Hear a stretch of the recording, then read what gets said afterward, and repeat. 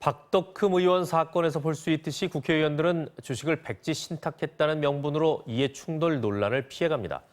그런데 MBC가 최근 8년간 국회의원들의 백지 신탁 내역을 전수조사해본 결과 매각 사례는 단 한 건뿐이었습니다. 최경재 기자입니다. 철강 도소매업업체 대주주의 대한상공회의소 부회장 출신인 새누리당 주영순 전 의원. 비례대표로 19대 국회에 입성하면서 5억 5천여만 원어치의 주식을 농협에 백지 신탁했습니다. 상임위는 노동 문제를 다루는 환경노동위원회였는데 친기업적 입장이라는 평가를 받았습니다. 당시 주 의원은 백지 신탁을 명분으로 이해충돌 소지를 반박했지만 신탁한 주식은 매각되지 않았고 주 의원은 임기 뒤 최대 주주로 복귀했습니다. 20대 국회의 자유한국당 최교일 전 의원. 최 의원의 가족은 현대자동차에 내장재를 납품하는 기업 2개를 운영하는데 역시 백지 신탁을 했다가 임기 종료 뒤 그대로 돌려받았습니다.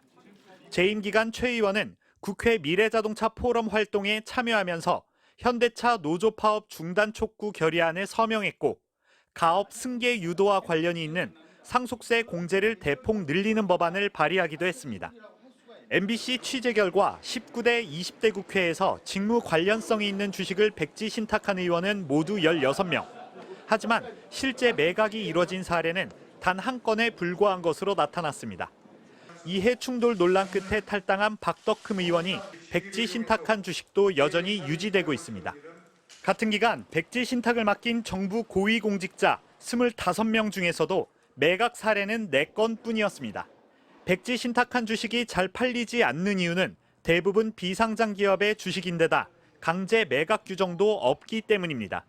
따라서 꼭 매각돼야 하는 건 아닌데 문제는 공직자들이 백지 신탁을 명분으로 이해충돌 논란을 회피하려 한다는 겁니다.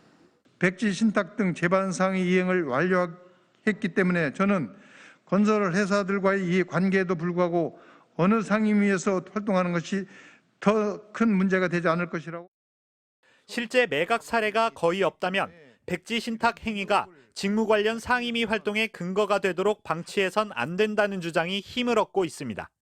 백지 신탁한 경우 6개월 이내에 처분이 되지 않으면 관련 상임위나 직위에서 업무를 배제시킴으로써 이해충돌을 방지하도록 하는 제도를 입법할 필요가 있다. 이렇게 백지 신탁으로 이해충돌을 피해가려 했던 박덕흠 의원의 가족 회사가 피감 기관으로부터 수주한 공사총액은 모두 2,002억 원인 것으로 확인됐습니다.